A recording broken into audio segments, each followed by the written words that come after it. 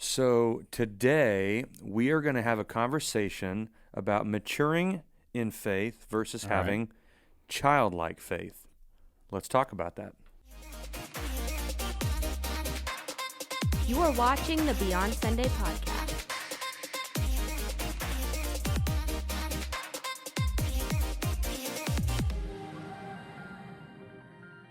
Okay, so this is interesting. For those of you who don't know the process, how this has worked when we do these conversations. You're not letting them in behind the scenes. I'm letting them in behind the scenes. So we will minimally, sometimes not at all, discuss different topics or conversations that we could have. Fair. In this case, we had titles and no conversation about it prior. And so when I read this title of maturing in faith versus having childlike faith, I saw two separate things in here. So there's a church phrase that I've heard growing up, maturing in the faith. Yes. Mm-hmm. And having childlike faith. Mm-hmm. And so that feels like, for me, when I think of the two different things, you would hear maturing in the faith as the faith being this pursuit after Jesus. Okay, yeah. I think that's fair. And then having childlike faith would be maybe a posture of sorts. Boom. And so you wrapped up the whole episode in one thing. There you go. All right, you we'll guys catch you next time. Okay, there you go. That's all it takes. Just go ahead and sum up the question in the first bit. These will get real quick. Okay, Yeah. well, so I saw these two different things. So, Yeah, me too. okay, this is a good start. Same page. So This let's is a start good walking y'all. down maturing in the faith. Let's kind of Okay, take it yep. in two separate things, and then maybe see how they interact. Right. So, what would you say about the idea of maturing in the faith? What's the challenge? What's the pursuit? Well, I think when I was looking at maturing in the faith, one of the things I see all through the epistles especially is we see Paul is one of the places I see this a lot. Paul talking about the fact that people aren't maturing in the faith. As a matter of fact, as I was looking through and preparing for today, it was interesting in the letter to the Corinthian church. So in 1 Corinthians, there are several points that, I've got some notes here. He says, don't be children in thinking, and you need to be mature by this. He's like, I gave you milk because you weren't ready for serious things. So there's a lot of these admonitions he's giving them saying, you guys should be growing up. And when I first met you, I had to, kind of give it to you easy, like little kids. But by now you guys should really be growing up. So there's this idea that where we start in the faith, the basic understandings that that elementary kind of faith should be growing. Our relationship with Christ should be growing. Yeah, we know him, but do we really understand his heart, his will, that abiding piece that he encourages us? Is that actually happening? And I think by Paul's admonition, he's saying, guys, it's not happening like it should. Yeah. And I think that when we're honest, we see that in the church today a lot too. Oh, yeah. Yeah. Yeah, we could use the same, we could receive the same word now, and it would be very timely and very appropriate for us to receive. Yeah, I thought the same thing. There is a spiritual maturity as an infant believer or a new believer, a young believer, as we are learning the maturity, like you just referenced, we're on milk, but desiring more out of God's word, out of our faith, our relationship with Jesus. Right. And so we start out as children in the faith, and we continue to mature, and we have our entire life this side of heaven, however long we get, to continually mature in the faith. I think it's important to say there's not an arrival point. No, never. Until we pass we move into beyond eternity, Right. we have not arrived at full maturity. Yeah. We desire, we pursue after more and more maturity. Yeah. But there's always something else. And so we're constantly moving. And then the way that I think it interacts with having childlike faith is, I think this is a thing that we should fight to never lose. Oh, okay. All right. Hit me with that. Tell me more. There's such a purity in the acceptance of what a child will receive. Mm-hmm. And so as I sat and thought about it, you think about deep theological issues, and not that we should not commit to always seek out more truth and revelation through God's word, through relationship, through prayer, all of this. We've talked about this on the podcast before. Yeah. That's really, really important. Mm-hmm. But one of the beautiful things about a child is if you told them something in a simple form, Okay. they would receive it. Okay. They have imaginations that allow themselves to not be so bound by this earth and what we are used to as adults and the working place, the relationships we have. I think we sometimes bind things up, and a child just doesn't have all of those restrictions in their mind. Yeah. I think we've got enough experiences that we've had, enough disappointments, enough hurts in our life. We know too much. We know too much. That's a great way to put it. We know too much from this very earthly perspective that says, nah, those things let me down. Those things aren't good. As you're talking about receiving things in a childlike faith, it reminds me of something that was this really powerful illustrative moment for me when my daughter was little. So, anytime she was little, and, I'm talking like, 2, 3, about that age, we would come down the stairs of the house, and a lot of times I would stop at the bottom of the stairs. She'd be like 3 steps up from me, and she would just jump, and I'd catch her and swing her around. And there was one day that happened to be at the bottom of the stairs, and, she started going up, and I stopped to look at something, and she realized, he's at the bottom, I'm 3 stairs up, let's do this thing. Yeah. So she just takes a flying leap. I wasn't even looking. Out of the corner of my eye, I see her just move suddenly, and I turn and I just suddenly catch her, and she's just giggling and everything else.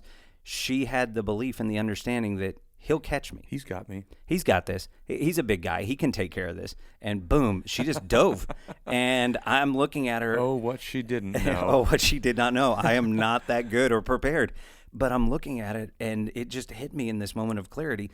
That is awesome. This childlike faith, because, it's like at this age, I'm not jumping for any of you guys. You guys could go, no, I've got a crash pad, everything. I've been working out. I can take the jump. Come on, buddy. I got you. Yeah, I'm not doing a trust fall, let alone leap several stairs toward you, even if I know you're braced and prepared. Seems like a bad idea. It's not a comment on you. I'm talking to anybody in general. Okay. But, in that point, I felt like telling her, don't do that. You have to make sure I'm paying attention and things like that. But at the same time, I didn't want to break the fact that she's just supremely trusting that I've got this, that I'm going to take care of this. And you're like, I know by the time she's a teenager, I'm going to lose this. So don't go ahead and lose it. Don't wreck it yet. Don't wreck it. It's going to wreck on its own. That's really interesting. That's such a cool picture, because you think about, like, each time as an adult we experience something difficult, a hardship that doesn't go the way we want. Right. It, for us, is a very logical explanation to I can't trust God. Yeah, I think we justify it pretty well. And even if that's not the reality, which I don't believe that it is. No. But because we know too much and we feel too much, it's so easy to bank logic instead of, why would I ever be concerned? Right. That's as you were talking about Lauren, that's the feeling like, well, he's never dropped me yet. Right. Why would he drop me now? Right. He doesn't need to look. He's got eyes in the back of his head. My dad always told me he had eyes in the back of his head. Right. I became an adult, found out he was a liar. But you always have the choice. Tell the truth or lie. There you go. Yeah. But as a kid, you would just take it for face value, and you're like, no, I'm going head first. Yep. There's wonder in everything that you see. And as adults, we can become so numb to some of the richest, most complex things in God's kingdom and his character. And because we know too much, we've seen too much, I think back all the way to the garden when everything went sideways, the desire to know just a little bit more corrupted so much. Right. And it was, I think it was not only knowing more, it's knowing for self. Because, Adam and Eve, as far as we know, it's not like God was withholding things, that he would inform them, he would help them, he would speak into their lives. But they said, I don't want to have to ask questions anymore. I want to know it myself. And, watching my daughter grow, there was a point when her favorite phrase was, I do it myself. And, it's like, hey, Lauren, let me help you do this. Hey, love you, kiddo. That she would get to this point where she would just go, I do it myself. I do it myself. We're talking like a 4-year-old and, full independence. Full independence at 4 is what she was going for. And, I think we're learning in the wrong way because, Peter tells us to grow in the grace and the knowledge of the Lord. Yeah. So that's his advice to us. So, living in God's grace, in that blessing that we have, that we are his, that we're people just, no kidding, abounding in God's grace and growing in the knowledge of him and understanding who he is and those kinds of things. And if we continue to grow in the grace and knowledge of the Lord, we can still jump off the stairs knowing he's going to catch us. Yeah. But I think we start growing in our own experiential knowledge. Yeah. And we can even get the wrong things in us, we can get a thought in us like the Lord helps those who help themselves. Turns out that's not in the Bible. A very smart man said it, and it's quoted, but people actually take this axiom that you hold on to, you go, yeah. So see, I've got to work some of this out on my own. And then, so God's not going to catch me anymore. Yep. If I prepare myself and I do all the right things, then he'll go, good job. Way to catch yourself. Yeah. I'm proud of you. And you go, okay, maybe that's how life treats us, but God never switches over like that. It's very different. I think as you said that, I was just thinking, and this phrase popped in my head, all of our maturation in the faith should never materialize into independence. There you go. Yeah, I agree. The more and more we grow, the more out of control we feel in this entire situation. Yeah. In our maturity, it creates a deeper dependence on God.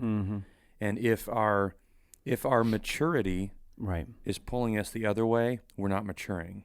No, not in faith. Yeah, we're maturing in self-reliance maybe. Yeah, maybe independence, control, maybe even knowledge. Right. We may be getting smarter about things. Right. But when we have passed a certain level where I don't need God in my relationship with God anymore, you are long past the point of maturity.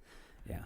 I when I was reading last night, I looked, and Paul, again, writing in 1 Corinthians, he's talking about, hey, I was giving you milk and, you guys should be maturing, but there's this little piece in the middle of this. He's saying, hey, you should be maturing in the faith, and you're not, and you should be maturing in the things of faith. So it should become deeper, more grounded. It becomes your foundation, your bedrock. But in the midst of that, he says, but in regard to evil, like a child. So there's this phrase again that comes in, this childlike piece nested right in the middle of it. And I think it's exactly what you were talking about in the very beginning, where as we're maturing in faith, and it's almost like I have more and more and more of a bedrock of experience that says this is real, this is true. And that's maturing in faith. And if I'm going, everything that God says is true, all of his words can be trusted, he has never let me down. He will never let the righteous fall. He will provide all that we need. And we experience that, not what we want, but what we need.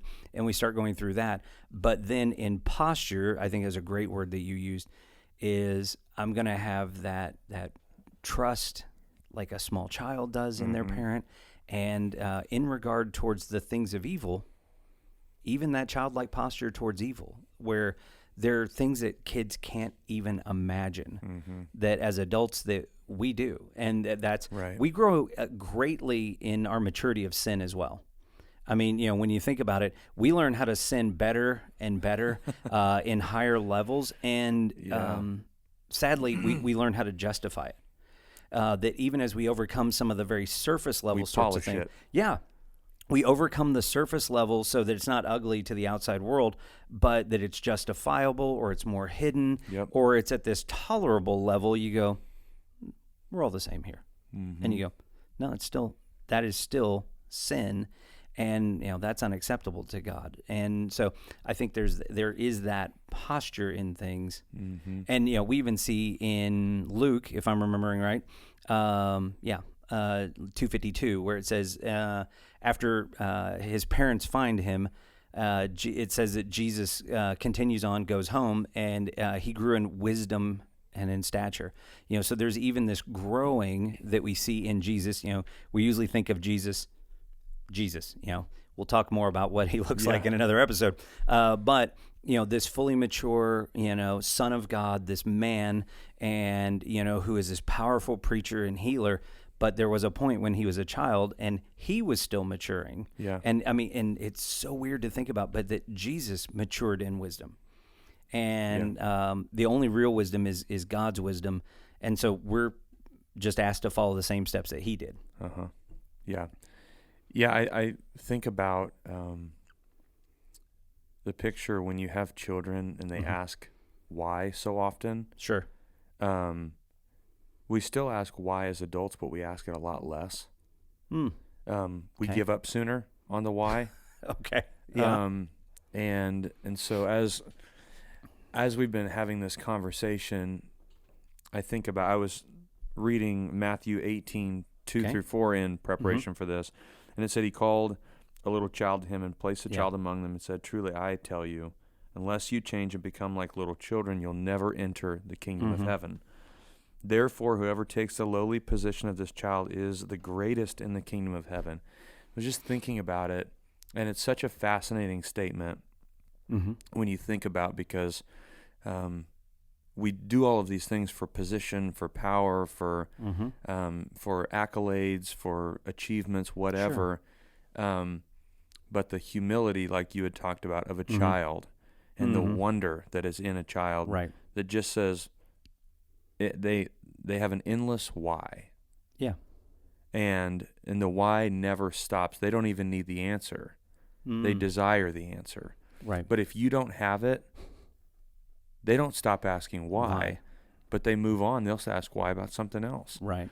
And so there's this beautiful commitment to wonder that is in a child, and we lose that at some point if we don't fight for it. And so as I think about this whole conversation, for those watching, let's be committed to maturing in the faith. This is what we will do for our entire side of life, this side of heaven, is maturing in the faith and growing in wisdom and grace and knowledge, but not growing into independence and control. We should always, in our maturity, depend on Jesus for more and more. Yes. And as a person to hold childlike faith, continue to seek and ask why and wonder, and even ask the Lord and pray about, Lord, give me childlike faith and eyes to see things in a different way. Destroy all of the things that we know that we have learned and seen too much of. Right. But for now, that's what we know. Join us in the chat and ask questions. Let's keep the conversation going. We'll see you next time. This has been another episode of the Beyond Sunday podcast. And don't forget, like, share, and subscribe.